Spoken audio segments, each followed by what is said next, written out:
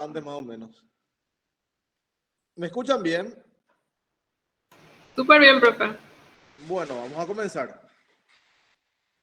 Hoy vamos a hablar, chicos, ya de un capítulo bastante importante y grande. Y lastimosamente, por ende, complicado. ¿Sí? El capítulo de antidepresivos. Hoy nos vamos a hablar todavía de los fármacos. ¿Está bien? Vamos a hablar un poquito de la depresión, qué neurotransmisores están implicados en la génesis. Ahora vamos a hablar un poco de qué se trata el tratamiento psicofarmacológico con antidepresivos. ¿Está bien? ¿Ustedes no escuchan una interferencia en la compu? Chicos, No, profe. no escuchan ningún ruido. ¿Alguien tiene el micrófono abierto?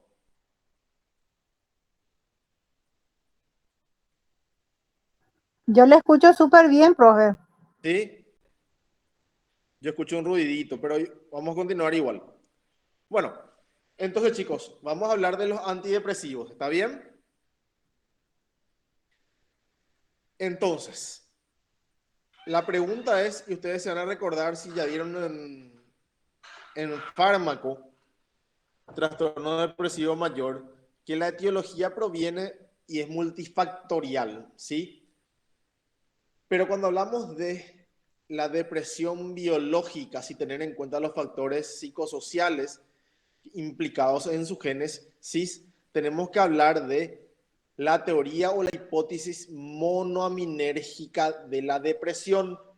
Esto quiere decir que las monoaminas o los neurotransmisores implicados en que aparezca la depresión son tres, ¿sí?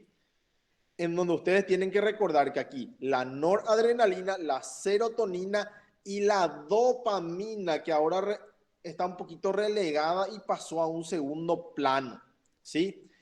La teoría monoaminérgica habla que la depresión se debe a una deficiencia de los neurotransmisores.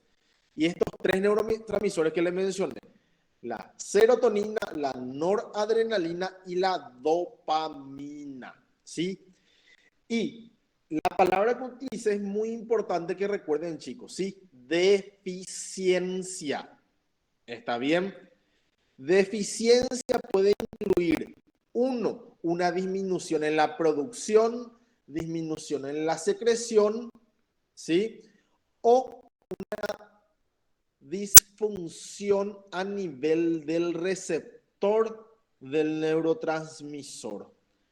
O sea que dentro de esta teoría, las causas pueden ser varias, ¿sí? Esta teoría actualmente apunta a que todo el sistema neurotransmisor monoaminérgico o de las monoaminas puede presentar un mal funcionamiento en distintos circuitos cerebrales.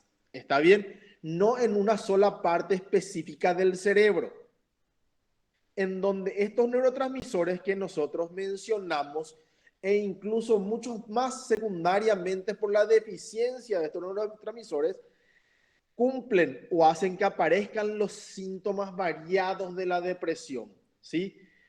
Y esto es lo que hace que varíe el perfil sintomatológico del paciente. ¿Ustedes ya vieron depresión en psiquiatría, chicos?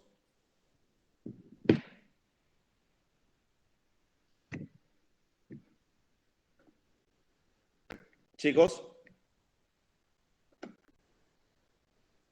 todavía. Si ustedes recuerdan, ya vieron en psiquiatría, van a ver el DSM-5, por ejemplo, para poder hacer un diagnóstico, ¿sí? En donde se describen los signos y síntomas que tienen que presentar el paciente para poder decir, este paciente tiene una depresión o tiene síntomas depresivos. ¿Está bien? Ahora, según esta hipótesis monoaminérgica en la depresión, cuando hay una cantidad incluso normal de neurotransmisor que está representado por estos triangulitos, digamos, no me acuerdo ahora mismo de la figura, o esta figurita que le parece una llave, no hay depresión. Cuando está secretándose en forma normal, o la cantidad es normal, o el receptor del neurotransmisor funciona de manera correcta. Aquí entonces se ve que no hay depresión. Pero, ¿qué observan ustedes aquí comparando con esta imagen? La cantidad del neurotransmisor disminuyó mucho, ¿sí? Entonces, la depresión puede aparecer, como le dije, por diversas causas que implican el funcionamiento de estos neurotransmisores. Por ejemplo, si se reduce o se agota la cantidad normal de actividad del neurotransmisor. Cantidad normal de actividad, chicos, ¿sí? Actividad puede ser que esté secretado menos, que incluso la cantidad de receptores disminuyan o que el receptor esté mucho menos sensible por más de que haya una cantidad normal, ¿sí? Pero vos estás presentando algo porque nosotros no vemos. ¿En ¿En serio? serio? Sí, Eh, estoy presentando, chicos. no vemos. Vos no ves tampoco los mensajes, ¿verdad? Porque No, la compañera te avisó. no estoy. Esperen, chicos, voy a ver un poquito qué pasa. No, porque no estoy viendo ni los mensajes. Vamos a ver un poquito. Ahí me ven, chicos. Ahora sí, profe. ¿Ven la clase?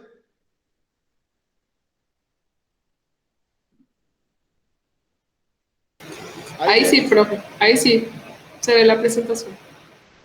Bueno, vamos a comenzar de nuevo entonces, chicos, ¿sí? ¿Está bien?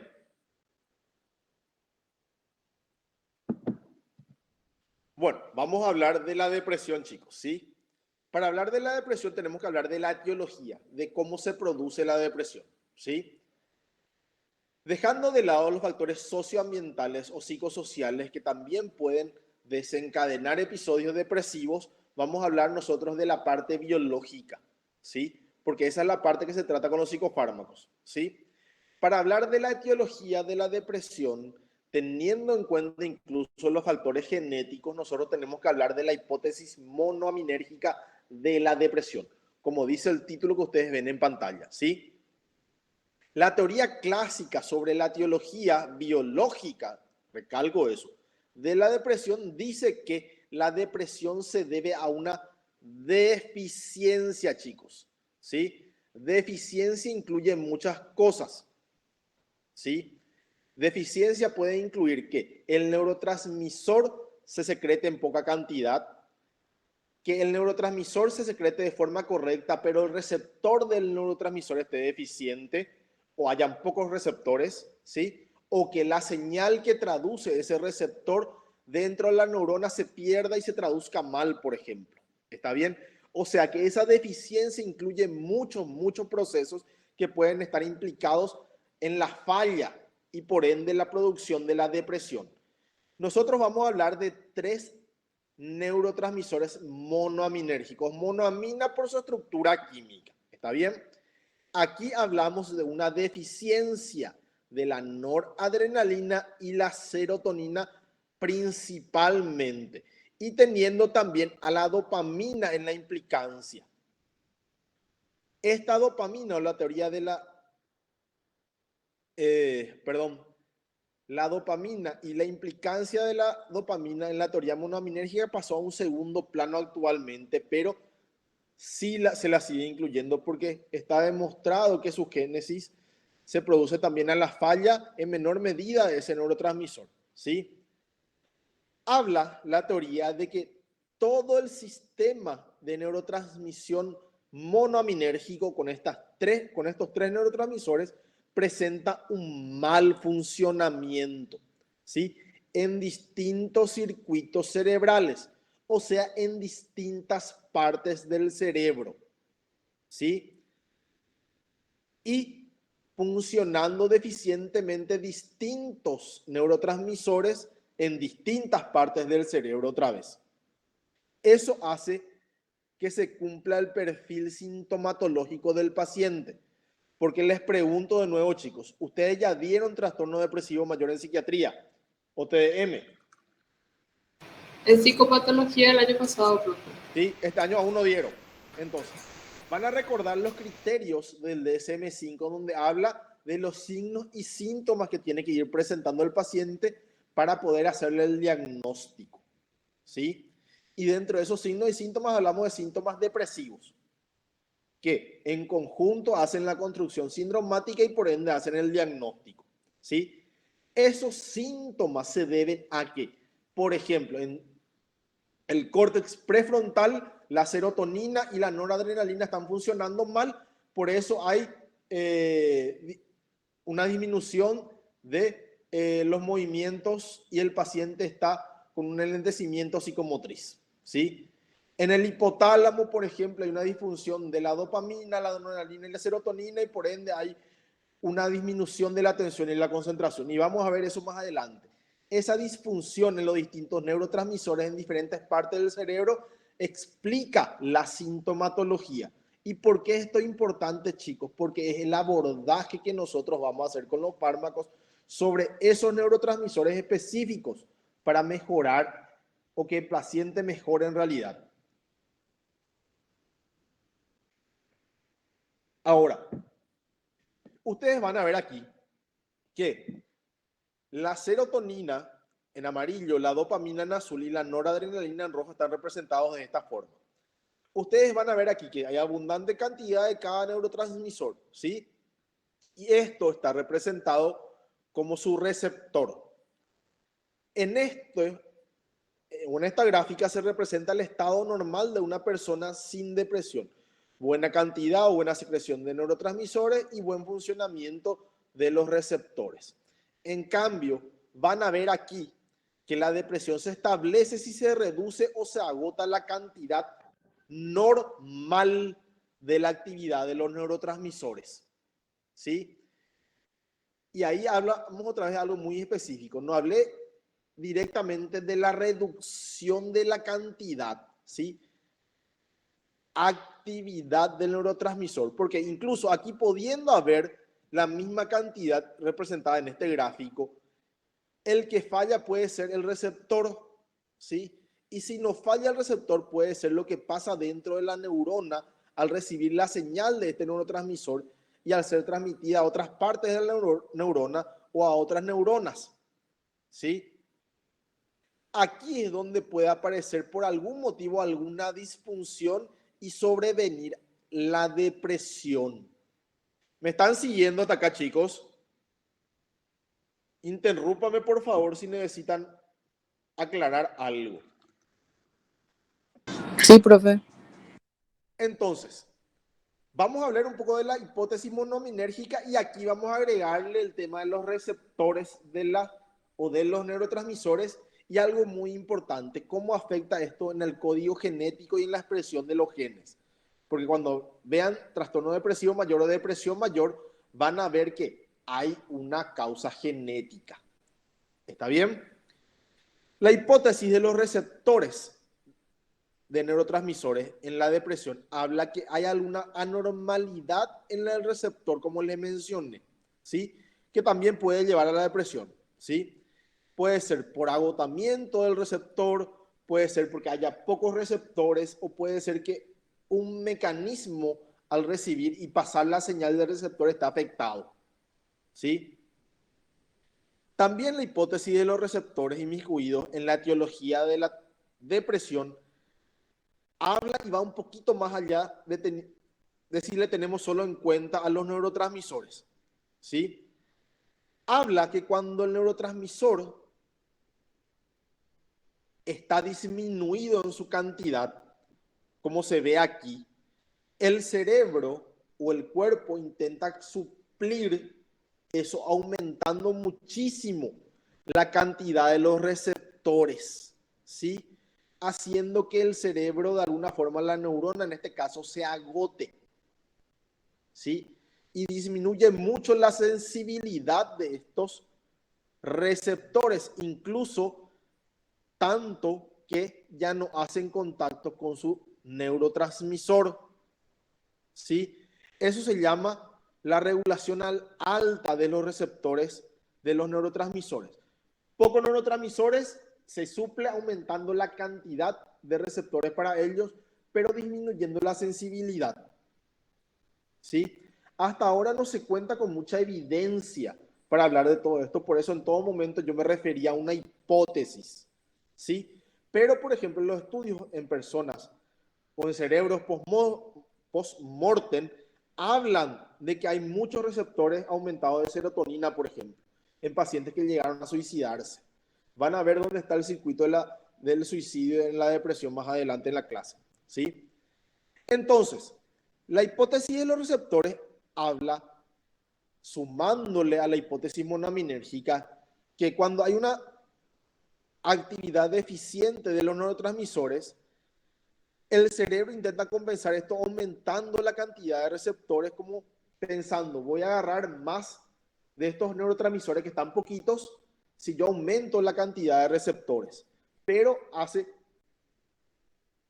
aumentando la cantidad, disminuye la sensibilidad y por ende se unen menos los pocos que había.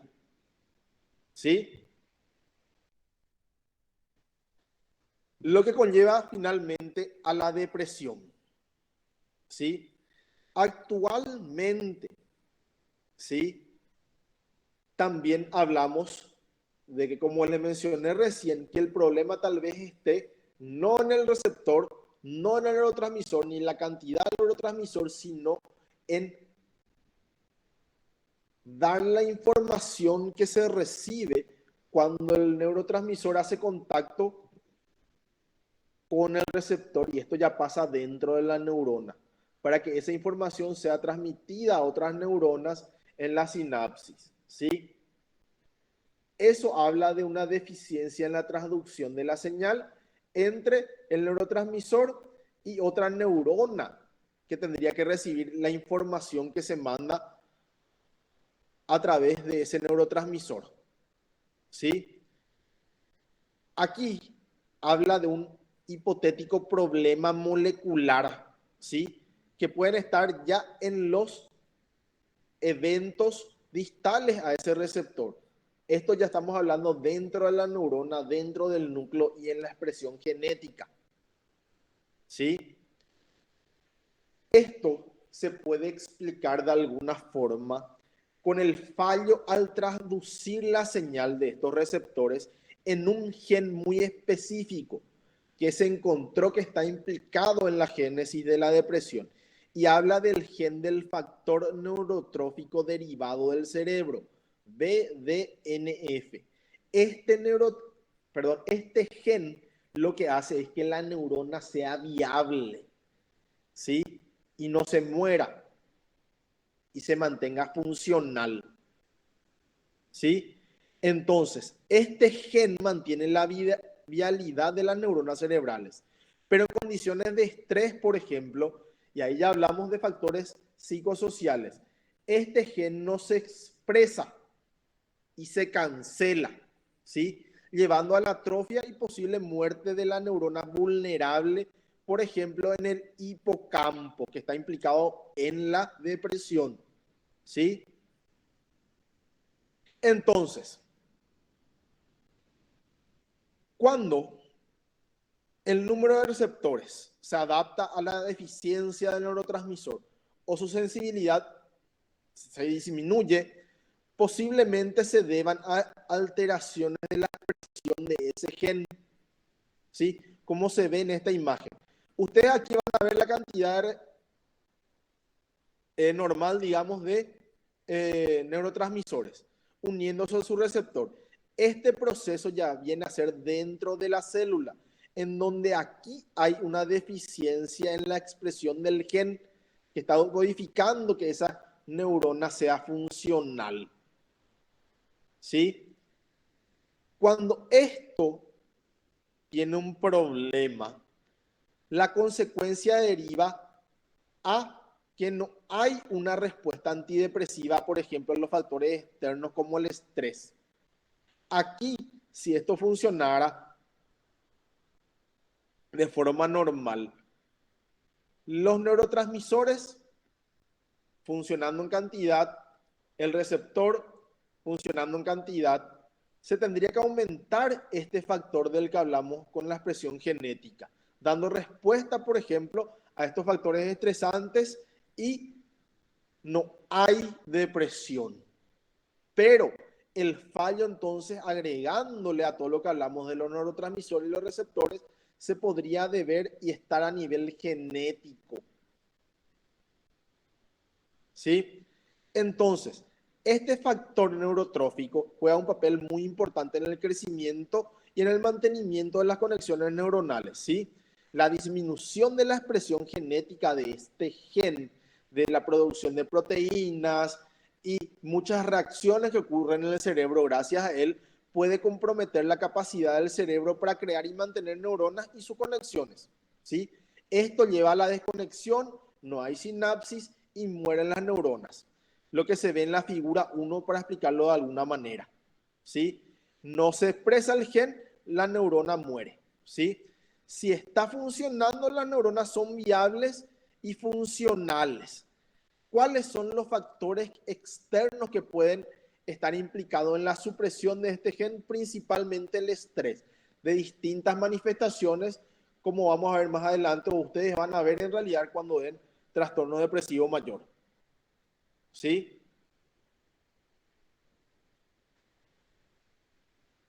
La idea que ustedes tienen que guardar de todo esto es que lleva a la depresión, ¿sí?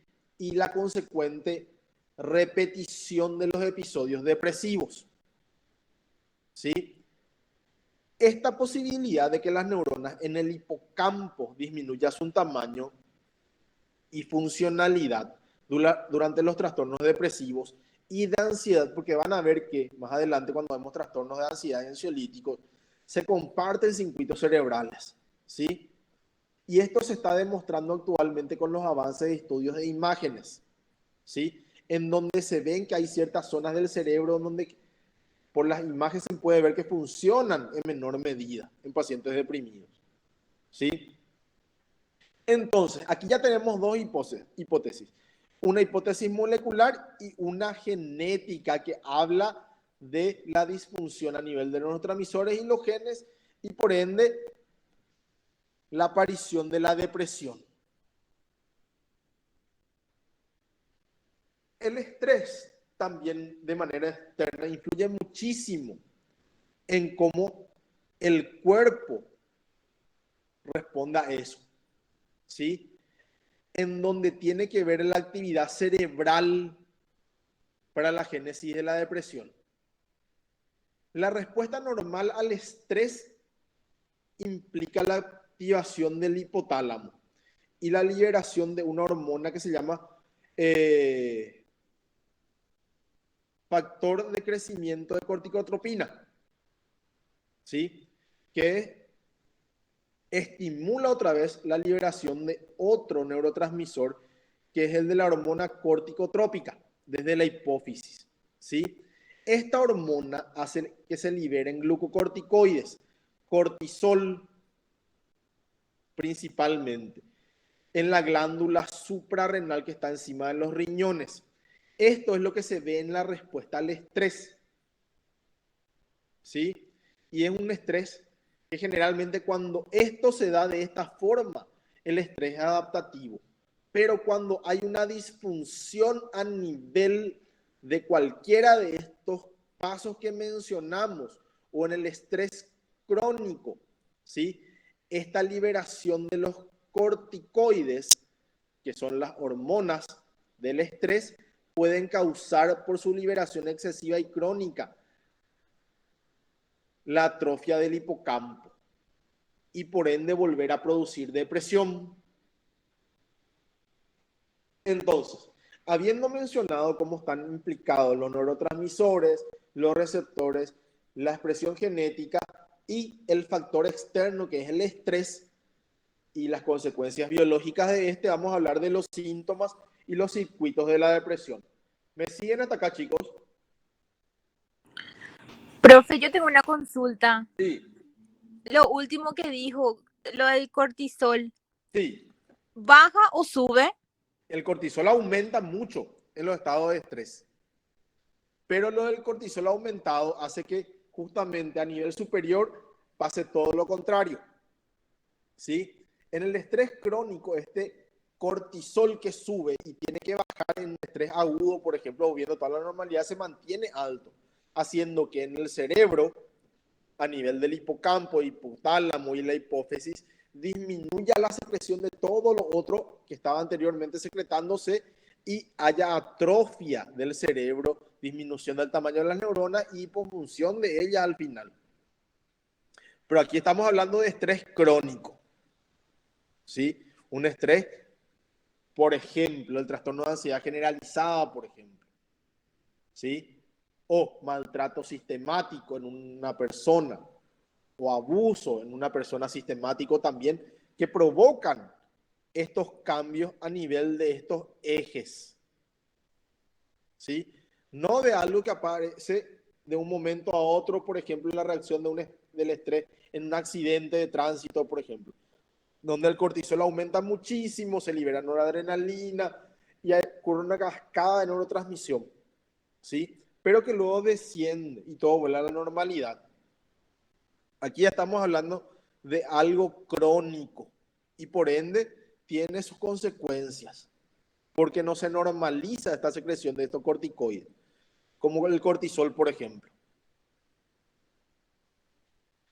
Profe, Entonces, sí, perdón, yo entré un poco tarde y no sí. sé si ya mencionó cómo uno hace para que el nivel de cortisol se regule. Bueno, en realidad el cuerpo tendría que regular solo, ¿sí? Cuando el estrés cede y uno se aleja de los factores de estrés o estresantes, se tendría que regular solo. En el estrés crónico no hay forma de poderlo hacerlo solo. Que nosotros tenemos un factor externo ajeno a nosotros que nos está estresando. Obviamente que de repente teniendo herramientas psicoterapéuticas que nos ayuda a manejar eso, manejar las emociones, tal vez se podría regular de alguna forma, pero la gente en general no tiene. Y estoy hablando específicamente del estrés crónico, porque el cuerpo tiene mecanismos compensatorios, ¿sí? Y yo al exponerme a algo crónico generalmente funcionan esos mecanismos y voy regulando, pero ya me siento sobrepasado o el cuerpo se siente sobrepasado por estar permanentemente expuesto a eso. Y estos mecanismos fallan, ¿sí? De ahí sobreviene la sintomatología. El cortisol y las hormonas del estrés aumentados hacen que disminuya la secreción de serotonina, de noradrenalina, de dopamina a la larga, ¿sí?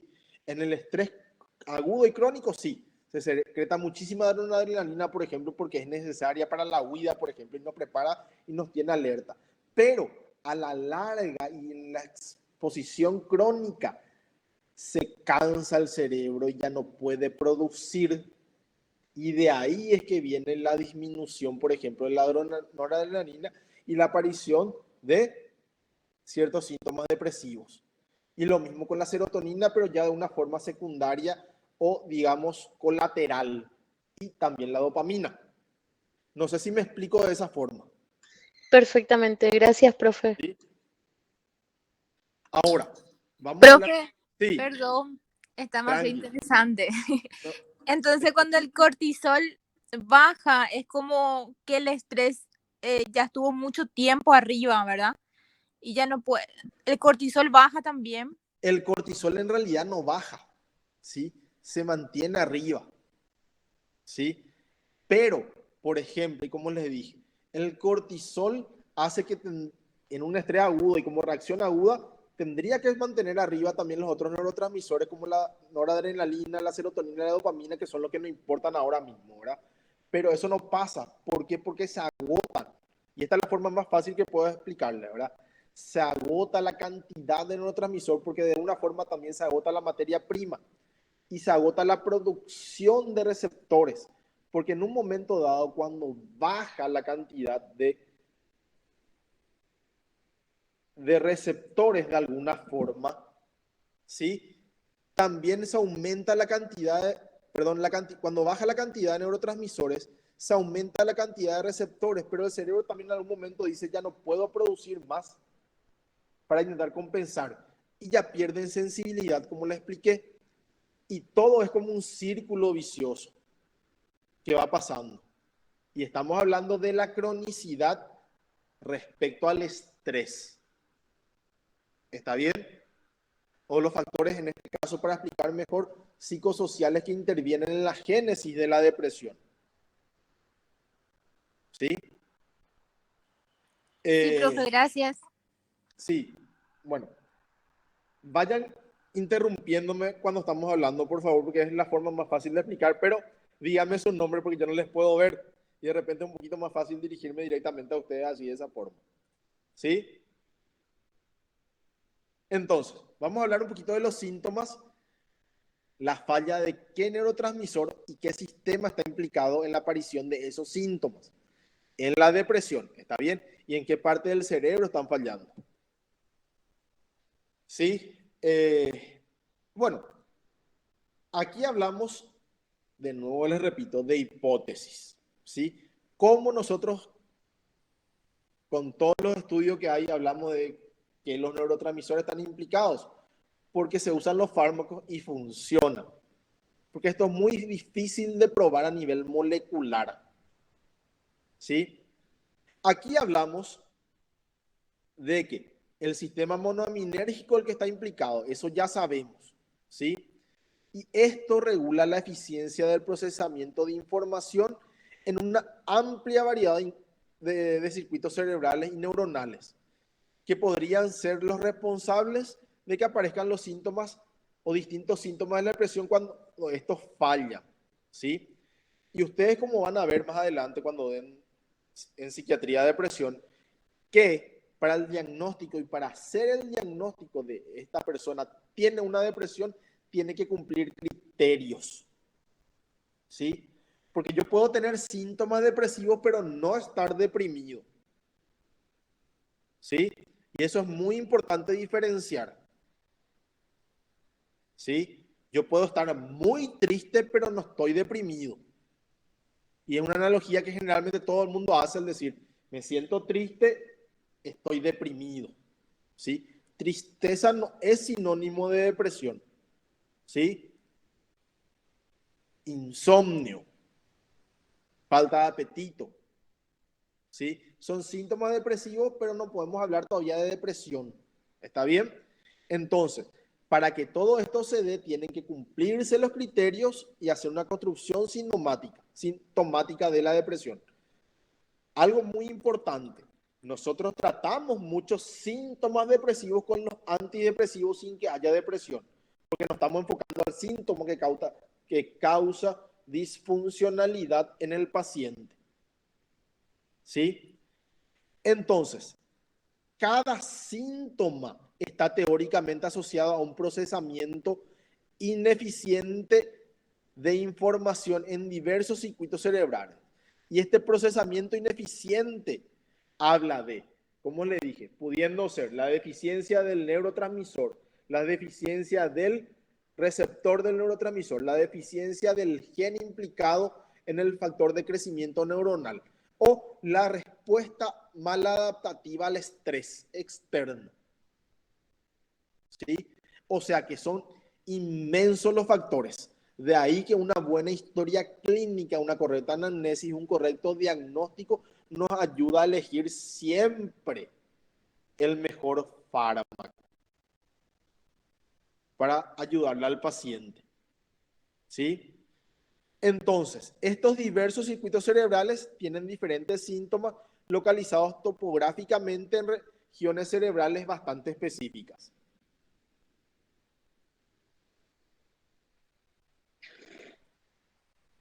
Entonces, chicos, según el DSM-5, y creo que ustedes ya están familiarizados con él, o tienen que familiarizarse si todavía no lo hicieron, porque es algo que le va a acompañar toda la vida del DSM, ¿sí?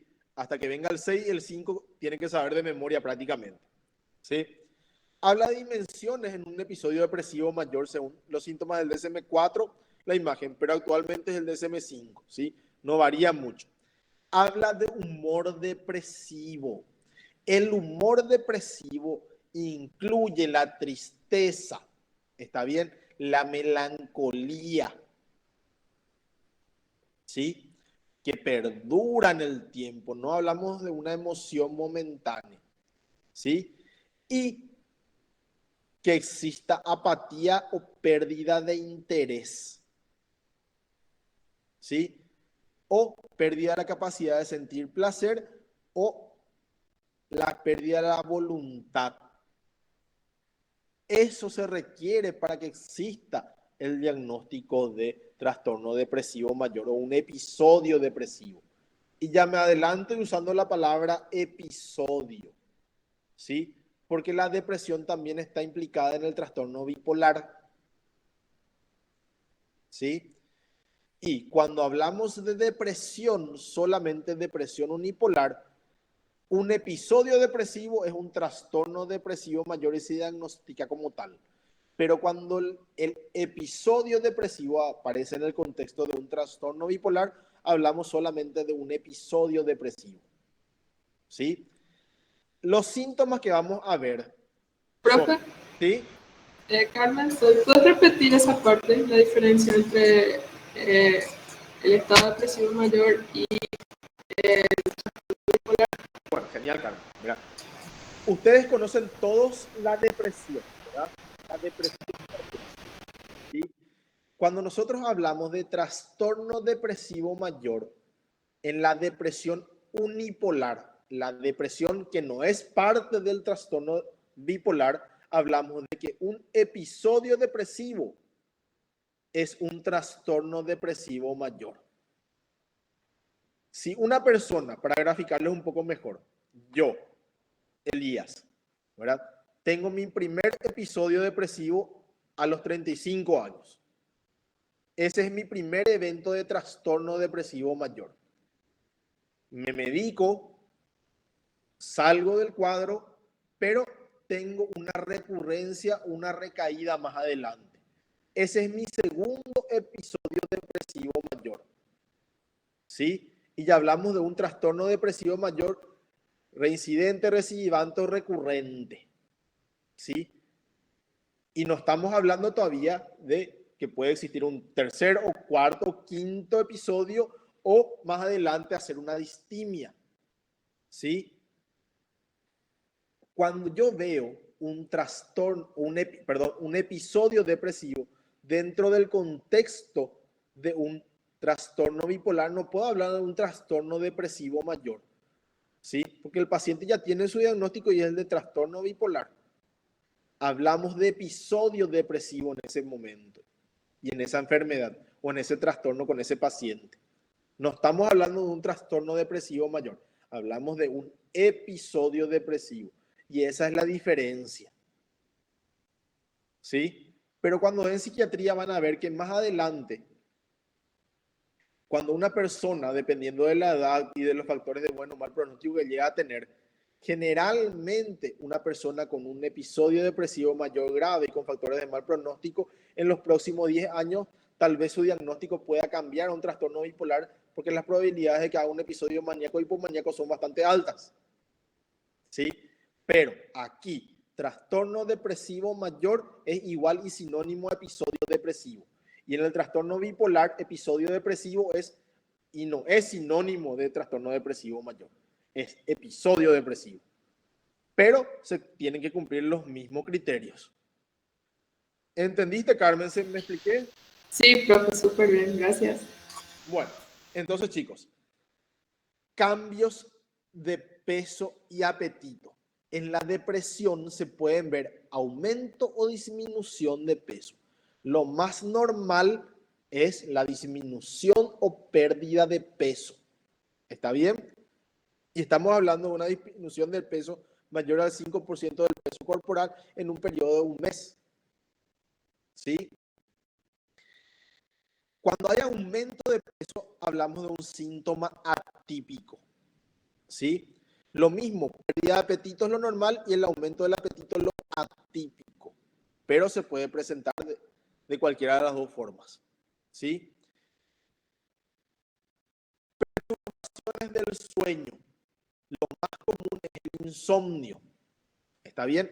Pero se pueden ver también de forma atípica episodios de hipersomnia, que el paciente prefiere y quiere dormir todo el día, ¿sí? Luego tenemos lo que tiene que ver con la psicomotricidad. Lo más común es el retraso psicomotor, el envejecimiento psicomotriz. ¿Está bien? El paciente está lento, responde lento, se mueve lento. Y luego tenemos de forma atípica también la agitación psicomotriz. El paciente ansioso, inquieto, que no puede estar quieto en un solo lugar. La fatiga extrema o cansancio extremo. Sentimientos de culpa, de minusvalía o inutilidad sobrevalorados y generalmente exagerados. ¿Sí? Disfunción ejecutiva, que tiene que ver con disminución de la atención, la concentración y la ideación suicida o pensamientos de muerte. Y para hablar de un trastorno depresivo mayor o un episodio depresivo, se requiere 4 más de esto que hablamos, más uno de estos 2 que mencionamos. Todo esto por un periodo de 2 semanas, chicos. Presentes casi todos los días, la mayor parte de los días o la mayor parte del tiempo. Para hacer el diagnóstico y decir, esta persona está deprimida o tiene una depresión mayor. ¿Está bien? ¿Sin preguntas hasta acá? Muy claro, profe. Genial. Ahora viene la parte complicada.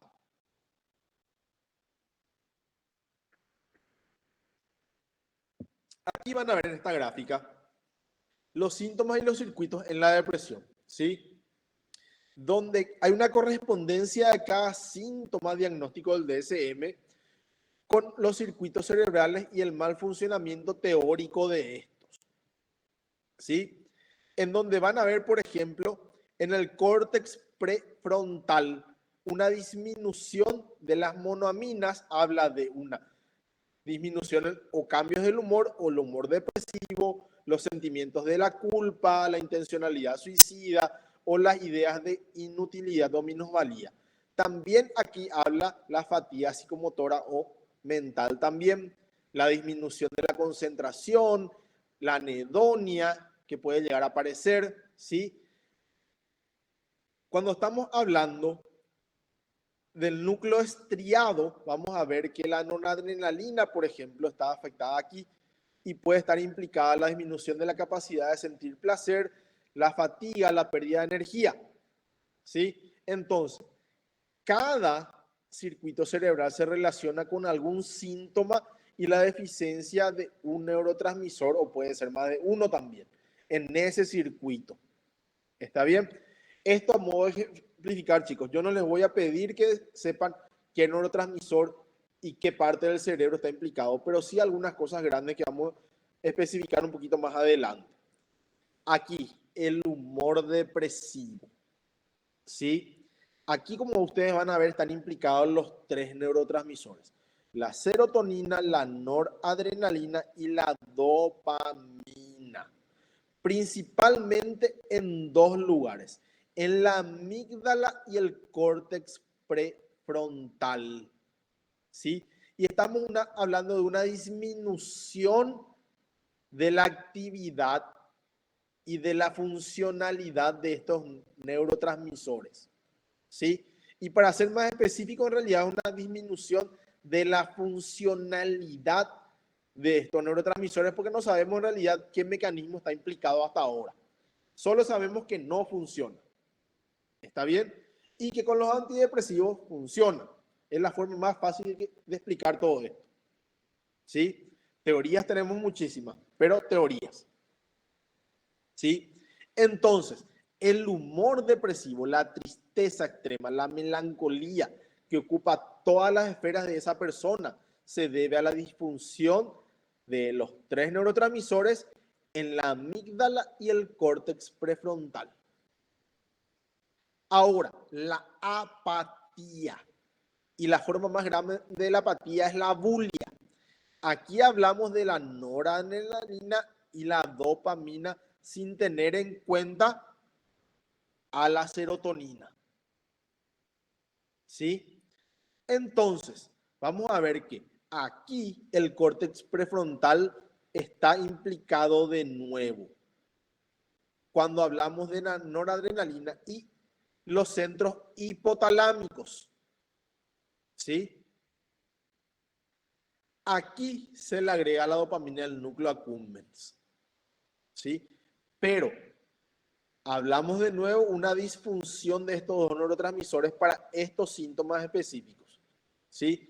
Aquí también están implicados estos neurotransmisores en la pérdida de la capacidad de experimentar placer, ¿sí? Ahora, perturbaciones o alteraciones del sueño, ¿sí? Aquí se habla de un procesamiento ineficiente en el hipotálamo, ¿sí? En el tálamo y en el prosencéfalo basal. Y también de cierta forma en el córtex prefrontal. Y donde están implicados o está implicado un mal funcionamiento de nuevo de los tres neurotransmisores, ¿sí? De diferente forma, ¿sí? Porque acá hablamos de insomnio o hipersomnia dependiendo de la presentación sintomatológica del paciente. Ahora, el cansancio extremo o la pérdida de energía, la falta de energía, habla de un procesamiento ineficiente o función ineficiente de la noradrenalina y la dopamina, ¿sí? Que pueden llegar incluso hasta la médula espinal, la columna, ¿sí? Hablamos de una disfunción otra vez en el córtex prefrontal y ustedes van a ver que en realidad cualquier cosa que tenga que ver con la psicomotricidad y los movimientos generales en la corteza prefrontal está implicada, ¿sí? La dopamina y la noradrenalina, ¿sí? El núcleo estriado, el núcleo accumbens, el hipotálamo y la columna vertebral en la médula, ¿sí? Ahora, la atención, la concentración, la capacidad de planeamiento, todas las funciones mentales superiores y por ende la capacidad ejecutiva tienen implicancia la noradrenalina y la dopamina, ¿sí? También en el córtex prefrontal, pero en otra parte, ¿sí? Hablamos de una disfunción de estos dos neurotransmisores.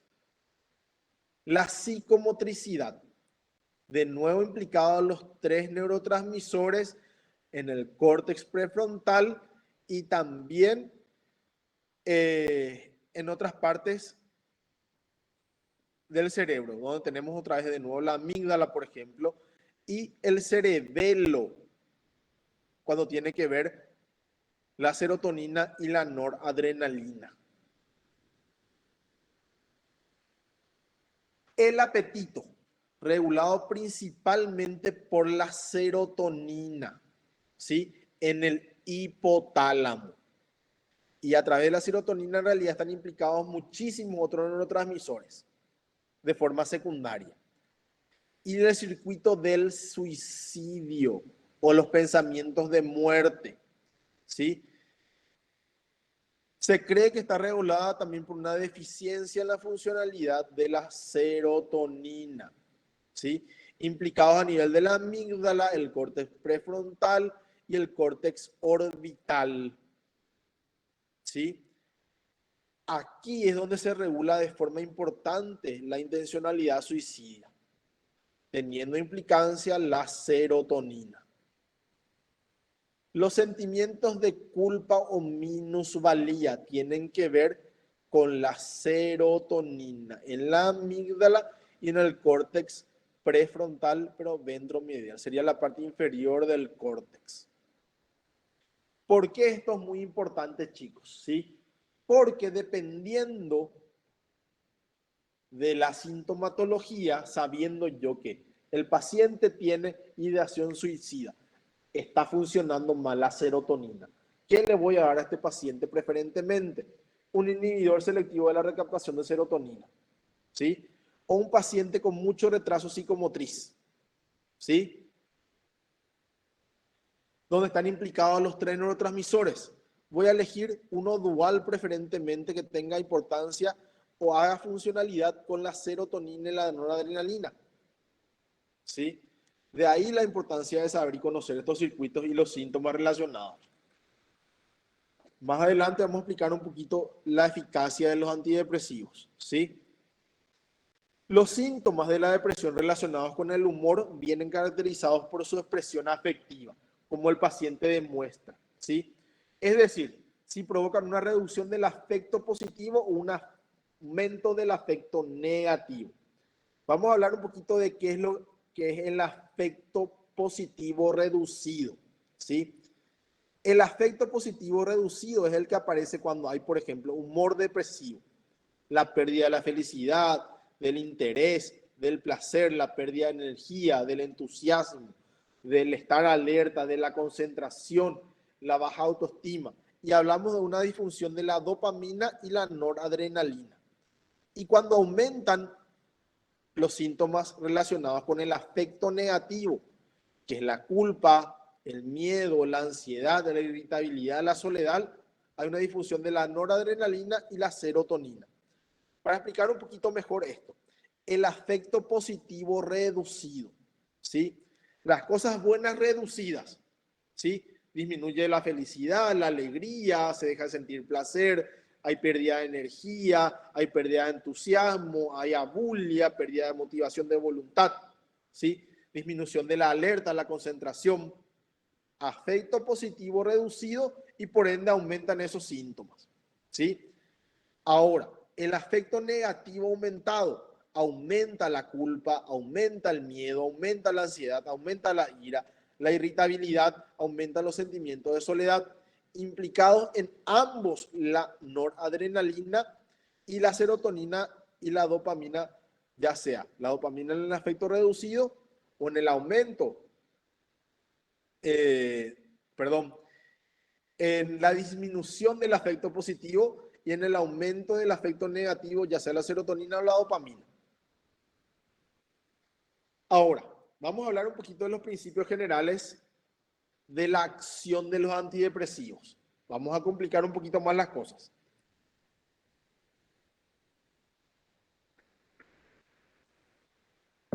¿Por qué nosotros le tratamos a los pacientes con los antidepresivos, le damos fármaco en general? ¿Con qué finalidad? Si me pueden ayudar con eso, chicos.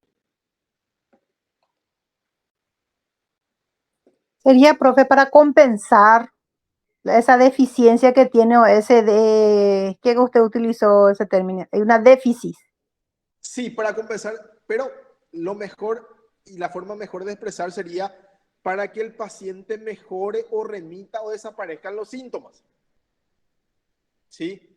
Allá. Nosotros hablamos de respuesta, y este término es importante, respuesta al fármaco, cuando hay una mejoría de los síntomas del 50%. Ahí nosotros podemos decir el fármaco está funcionando y hay respuesta, ¿sí? Antes, estamos hablando de la década de 50, del 60, cuando se comenzaron a utilizar los primeros antidepresivos, los imados y los tricíclicos, que eso era lo que bastaba. El paciente mejoraba en un 50%, hasta aquí podíamos hacer algo y el paciente ya estaba. El objetivo actualmente es la recuperación total y la remisión total de los síntomas, ¿sí?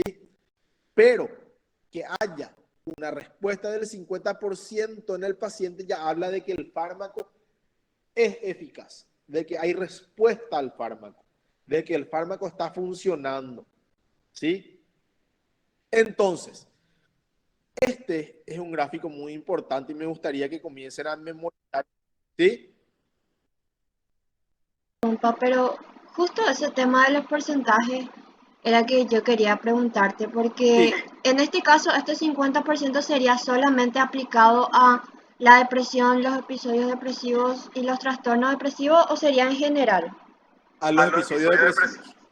Ah, sí, Con los antidepresivos. porque en el material que vos nos mandaste, ¿verdad? Había varios porcentajes. En algunos había 60%, en otros había 78%. Con los antipsicóticos es diferente. Esto es aplicado a los antidepresivos.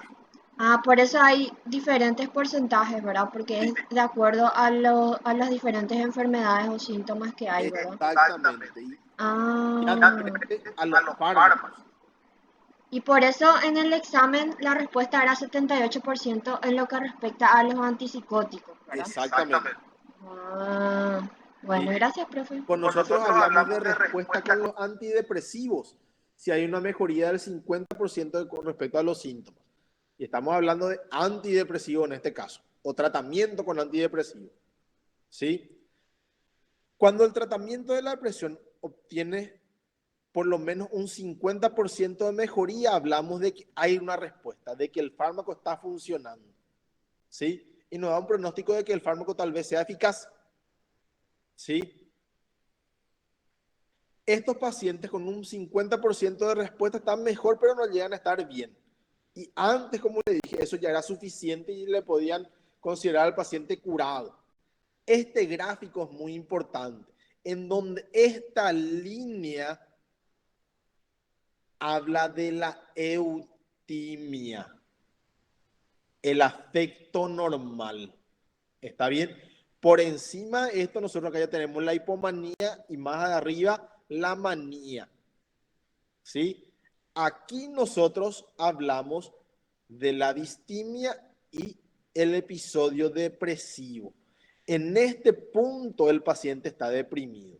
Con el tratamiento antidepresivo, nosotros llegamos a una mejoría del 50% y hablamos de respuesta. Pero no hay una mejoría total y el paciente puede tener todavía lo que se considera una distimia, que continúen síntomas depresivos umbrales.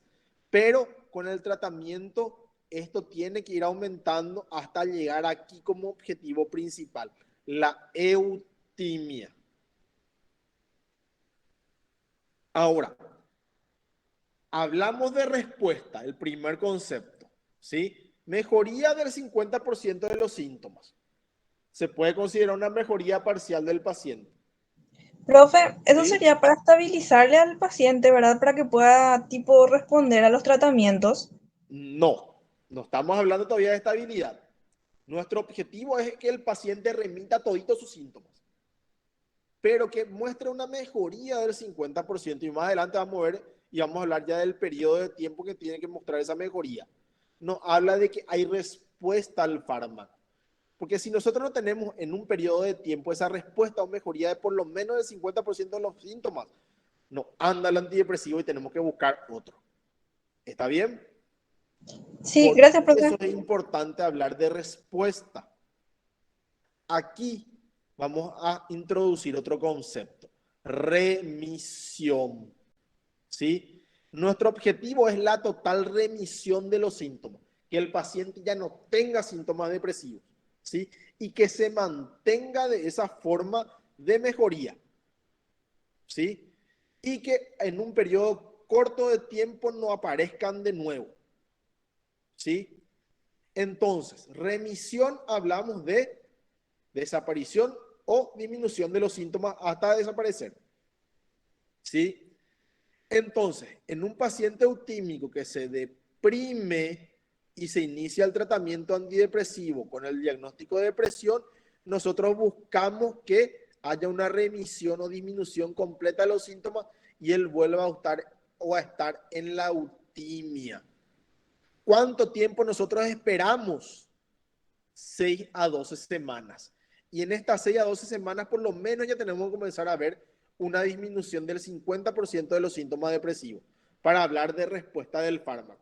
Si nosotros en el transcurso de las semanas no estamos viendo ni que llega al 50% de remisión, el fármaco o hay que aumentar en dosis o hay que cambiar.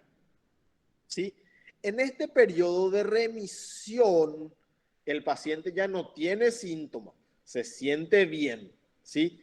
Y estamos hablando de un periodo de 4 a 9 meses en donde la medicación hay que mantener hasta el año o incluso los 2 años para hablar de una recuperación total, de decir el paciente está curado. De ahí que el tratamiento para la depresión mayor es prolongado. ¿Sí? Esos pacientes no tienen que estar solamente mejor, tienen que estar bien, sin síntomas. ¿Sí? Pero hasta que este periodo no pase, no podemos hablar de estar curados. ¿Sí? Porque en este periodo y en este periodo la depresión puede volver. ¿Sí? ¿Me siguen hasta acá, chicos? Sí, profe. Una consulta. Sí. En el caso de que, bueno, el paciente pasó un año de tratamiento, ya está bien recuperado, el retiro de la medicación se hace gradualmente otra vez, ¿verdad? No De es que vuelve forma a cortar. gradual. Recuerden, chicos, inicio de medicación y retiro de medicación, no importa la patología que sea, de forma gradual. ¿Está bien? Siempre, Perdón, profe. siempre. ¿Está bien? Sí, y Eso. en caso de la medicación que se corta de golpe, ¿cuáles serían los efectos en un paciente?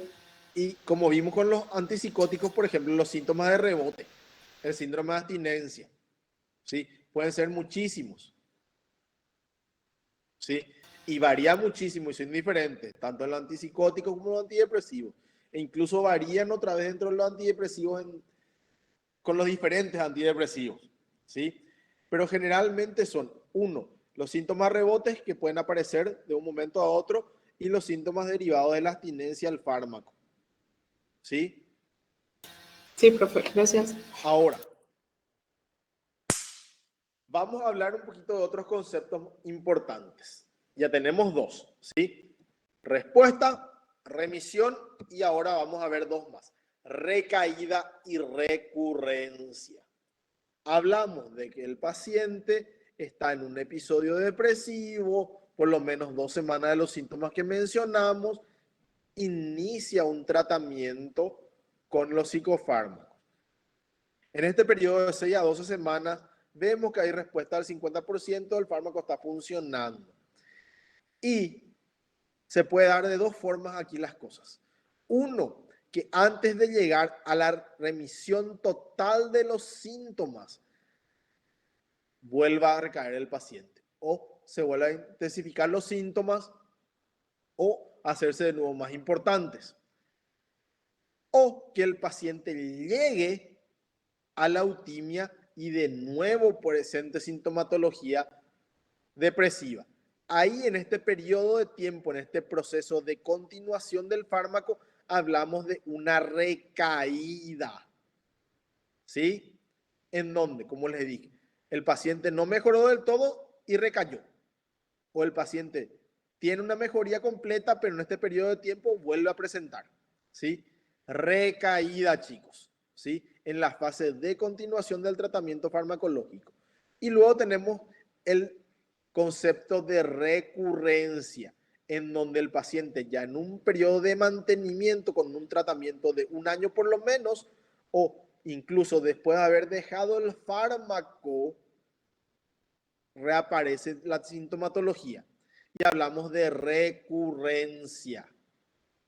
¿Sí? ¿Está bien? Cuando la depresión vuelve después del paciente se recuperó, recurrencia. ¿Sí? Porque hablamos de la alta del paciente y el paciente recuperado después de cumplir por lo menos el año. ¿Sí? Y esto varía muchísimo, vamos a aplicar un poquito más adelante. ¿Sí? Porque dependiendo de muchos factores, el tratamiento muchas veces es de por vida con los antidepresivos o se recomienda que sea de por vida. ¿Sí? Historia de un episodio o más de un episodio anterior, edad de inicio del trastorno, factores de mal pronóstico, ya recomiendan y recomendamos tratamiento de por vida. ¿Sí?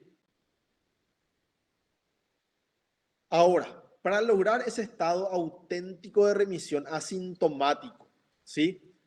Ese es el reto que tenemos actualmente nosotros los profesionales de la salud mental, ¿sí? De ahí es importante que ustedes conozcan todo lo que mencionamos hasta ahora o hasta este punto, ¿sí? Aprender un poquito cómo funcionan los fármacos, cuál es el fundamento biológico, si bien es complejo y pueden ser muchísimas causas, por lo menos saber, está deprimido, está triste, está apático, está búlico, puede ser porque le falta serotonina o la noradrenalina no está funcionando bien. Tal vez le funcione un fármaco que pueda compensar esos dos neurotransmisores, ¿sí? De ahí es importante conocer esto, ¿sí? Para que nosotros le podamos dar el tratamiento adecuado y ajustado a su perfil sintomatológico, ¿sí? Y ajustado a la necesidad individual de cada paciente, porque no es lo mismo darle un antidepresivo que darle otro. ¿Sí? Entonces, vamos a hablar de qué tan eficaces son los antidepresivos. ¿Sí? Cuando nosotros vemos o iniciamos la medicación en el paciente deprimido, vemos que con cualquier antidepresivo, prácticamente todos ellos tienen la misma tasa de respuesta, que es del 67%. Responden a cualquier medicación administrada y el 33% no responde y tienen peor pronóstico. ¿Sí? Entonces quiere decir esto, no teniendo en cuenta incluso el perfil sintomatológico y dándole cualquiera, sí, se puede llegar a un 67% de recuperación. Y esto aumenta muchísimo si nosotros tenemos en cuenta la sintomatología. ¿Sí? Pero dentro de estos pacientes, un 33% no responde y tiene mal pronóstico. ¿Sí? Este 67% de respuesta, 67%, se tiene que ver por lo menos en un periodo de 8 semanas para poder hablar de eso. Entonces, todos los antidepresivos que conocemos hasta ahora y que fueron utilizados y ensayados para su aprobación comercial logran una respuesta clínica de aproximadamente 2/3 de los pacientes en 8 semanas. ¿Sí? O sea, que ya están asintomáticos probablemente en esas 2 meses. Y en algunos textos se pueden considerar 3 meses. ¿Sí? 12 semanas para hablar de una remisión completa de los síntomas. Y esto de nuevo es importante para que nosotros podamos decidir o le aumentamos el fármaco, le agregamos otro fármaco o cambiamos directamente el antidepresivo. Ahora, las tasas de remisión del trastorno depresivo mayor. Y esto es bastante importante, ¿sí? Porque aproximadamente 1/3 de los pacientes deprimidos consigue la remisión total durante el tratamiento de cualquier antidepresivo inicialmente. Pero los que no logran esta remisión con el primer ensayo, la probabilidad de remisión con otro fármaco va disminuyendo. ¿Sí? Entonces, tras un año de tratamiento con 4 antidepresivos tomados de forma secuencial, ya es muy difícil que el paciente llegue a o a encontrar la remisión. ¿Sí? Y este es el gráfico que ejemplifica eso. A medida que nosotros vayamos probando ensayos deficientes con el paciente y sin respuesta, muy probablemente al 4.º fármaco el paciente ya no se va a recuperar.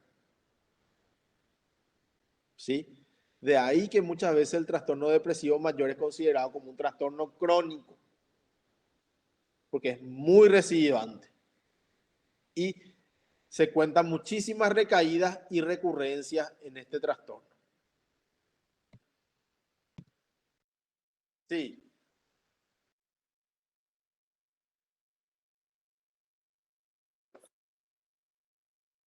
Pero las remisiones o las recaídas tipo no duran mucho, ¿verdad? Tipo no llegan, por ejemplo, a un episodio, ¿verdad? Pero estas tipo sean recurrentes, ¿verdad? En ese caso se mantiene el fármaco o se cambia el fármaco.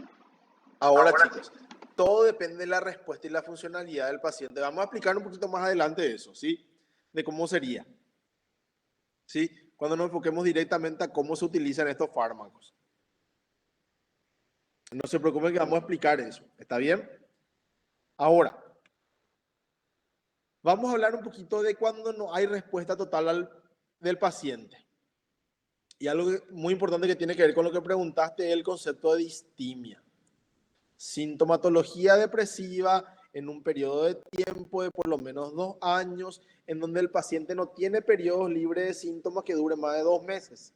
Eso hace el diagnóstico de distimia o depresión crónica, ¿sí? En donde los síntomas se mantienen en un subumbral por debajo de la eutimia, pero por encima de la depresión mayor, ¿sí? El paciente tiene sintomatología, pero no configura un diagnóstico completo, digamos, del trastorno depresivo mayor. Tiene tiene criterios, pero no cumplen los criterios para el diagnóstico, ¿sí? Cuando nosotros le damos la medicación al paciente y no hay respuesta, ¿sí? Completa y no llegamos a la remisión y por fuera de este 33%, 67% puede llegar a tener síntomas residuales. Y estos síntomas residuales pueden permanecer después de esos 4 ensayos que vimos con 4 fármacos distintos. ¿Cuáles son los síntomas más comunes que permanecen cuando no hay respuesta con el fármaco? Y de nuevo repito, los síntomas más comunes que permanecen cuando no hay respuesta: el insomnio, la fatiga o el dolor de cuerpo y la falta de concentración y la pérdida de interés. Son los más comunes, ¿sí? Que cuando no hay respuesta son los que permanecen en el paciente. Y luego tenemos los menos comunes, ¿sí? Los que generalmente con el tratamiento desaparecen, ¿sí? La tristeza, la melancolía o el humor depresivo, la ideación suicida y el retraso psicomotriz. ¿Entendieron esta parte, chicos? Cuando no hay respuesta, lo que generalmente se queda: el insomnio, la fatiga, el dolor, la falta de concentración y el interés. O sea, son los más difíciles de mejorar. Y los que generalmente mejoran y casi nunca permanecen son estos 3. Ahora, entonces, el concepto de síntomas residuales. Son los síntomas que más comunes persisten después del tratamiento antidepresivo cuando no hay respuesta completa, haciendo que el paciente no llegue a la remisión, ¿sí? Les mencioné el insomnio, la fatiga, el dolor, ¿sí? Problemas de concentración y falta de interés o motivación. Y cuando los antidepresivos funcionan, lo que primero desaparece y lo que casi nunca se queda como residual: el humor depresivo, la tristeza, la melancolía, las ideas de muerte, la ideación suicida y el retraso psicomotriz. Entonces, chicos, vamos a dejar hasta aquí la clase para no abrumarles con demasiada información, porque después vamos a hablar ya de la clasificación y de los antidepresivos específicamente. Y aquí vamos a hablar cómo se utilizan, de qué forma y cómo utilizarlos. ¿Está bien? ¿Alguna pregunta, chicos?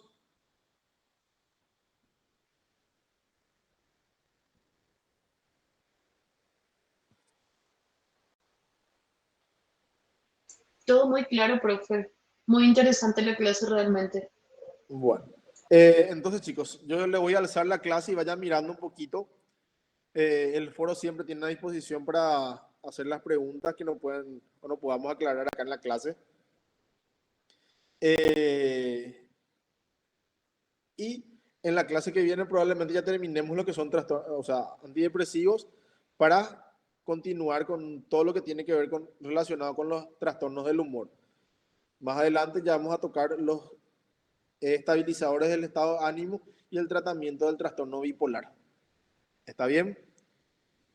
Que es bastante complicado, donde se utilizarían ya los 3 fármacos que vamos a ver hasta ahí: antipsicóticos, antidepresivos y estabilizadores del estado de ánimo.